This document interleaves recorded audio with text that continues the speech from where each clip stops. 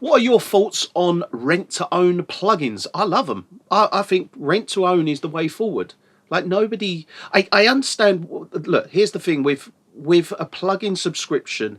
Let's say like a company like SSL, they want you to get on to the subscription. Now, as long as they keep releasing plugin after plugin after plugin, generally speaking, people will stay on the subscription. The problem is with that sort of subscription is, let's say you're paying £100 a year for the subscription, and then you're like, oh yeah, you know what? I'm not really kind of using. There's maybe one plugin I'm using. I don't know. I'm kind of using one plugin.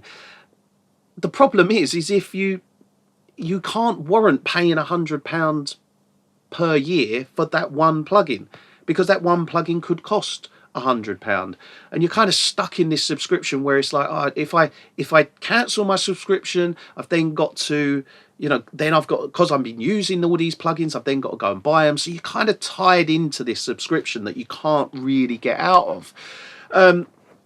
So I don't particularly like subscriptions, and I'm not signed up to any subscriptions. The one subscription that I have got is the Plugin Alliance subscription. I'm getting to, like, I was an early adopter of the Plugin Alliance subscription. So what I got was this deal where I think it cost me about $170 per year.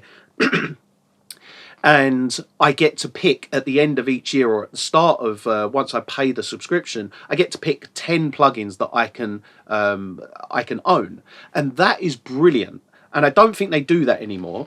They might do, actually, but I love that idea. And the reason I love that idea is because if I get to the point where they're not releasing any more plugins, I've got all the plugins that I need, because I'm going on there and I'm literally going, right, here's 10 plugins that I sometimes use or I use a lot.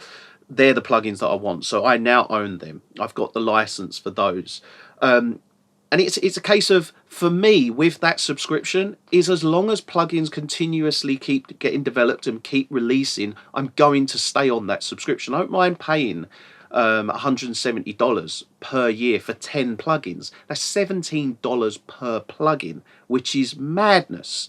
And they're quality plugins, and this is a kind of a loyalty discount that I'm getting because I was an early adopter of this subscription, and they can't really reverse on the terms that they already set out, even though Dirk's now left the company, and it fundamentally was most probably Dirk's idea to do this, and it is massively rewarding. So I don't like subscriptions. I don't think they're beneficial. I'm not a big fan of them. I do understand how they can be beneficial to someone who just wants a handful of good plugins and they want to pay a subscription and just kind of be like, right, yeah, well, I don't really know if I like the plugins, or if I want to use them, and I'm going to pay this subscription. If they do a monthly subscription rather than a yearly, that's a great way to learn if you like the plugins. Then you can kind of select, all right, I'm using one of these plugins, or I'm using 2 out of the 10 plugins a lot. So is the subscription worth it, or do I just go and buy those plugins at full price or at a sale price when I see it? And the answer would be, it's most probably more cost effective to buy the plugin license and then utilize that plugin.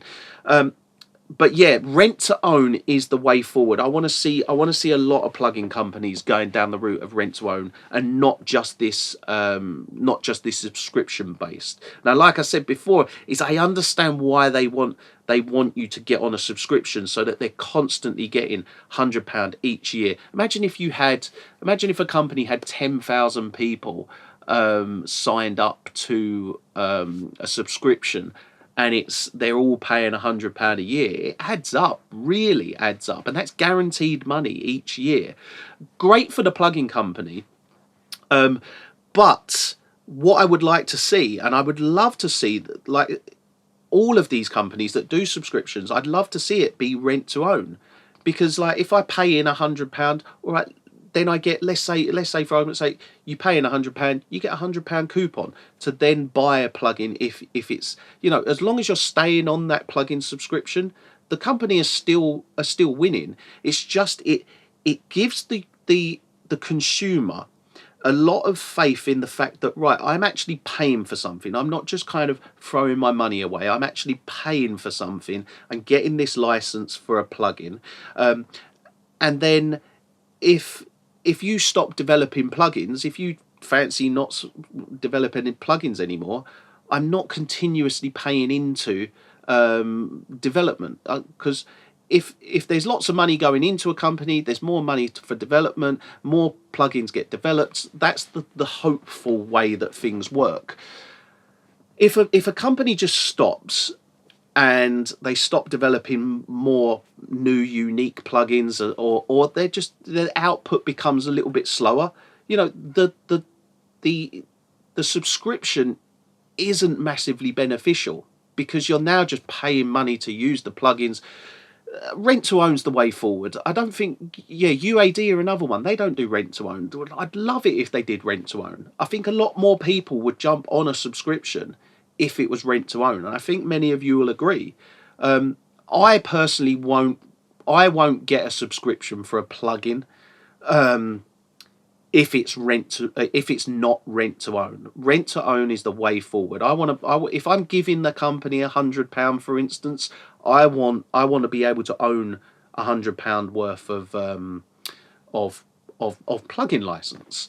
So I'm a big fan of rent to own. I think rent to own is the way forward. If any plugin developers are listening to this, look into rent to own. This is what the majority of consumers want. People who are buying plugins, they want rent to own. They don't want to be throwing money away and not getting anything for it. Like, all right, you're giving them £100 or whatever in a subscription a year, but you're not getting anything for it, And the big issue is when you do leave that subscription, and I had a similar situation with SSL, was that I had the SSL subscription, and I got the subscription to work out which plugins I liked using. I think it was $9.99 a month or £100 for the year. So I got the yearly one, and I went through that year, and I got to the end of the year, and I was like, I'm not using many of them. I may be using one or two, and I wanted to cancel the subscription, but it meant that those plugins that I'd been using in old sessions, to open those old sessions, I had to then own a license to be able to open them again. So when I went back to sessions, it was like, damn it, I've got that, let's say the stereo widener, stereo imager on the SSL Fusion one. If I didn't have that as a plugin and I was using that as a plugin on the subscription, now to open that session, I would have had to have gone and bought the plugin probably at full price, because the chances of it being on sale at that point are probably slim.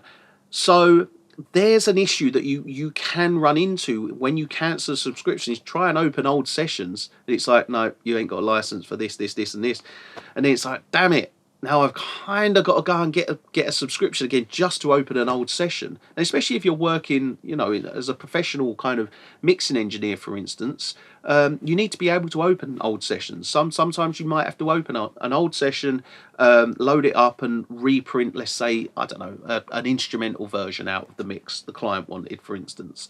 So you need to be able to open that session as it was. It's a case of rent to own's the way forward. I'd highly look, if any plugin developers are listening and you're thinking of going down the route of subscription, please include rent to own as an option. It should just be that. That's what we want, and I think in the comment thread on this video, a lot of people are going to agree with me.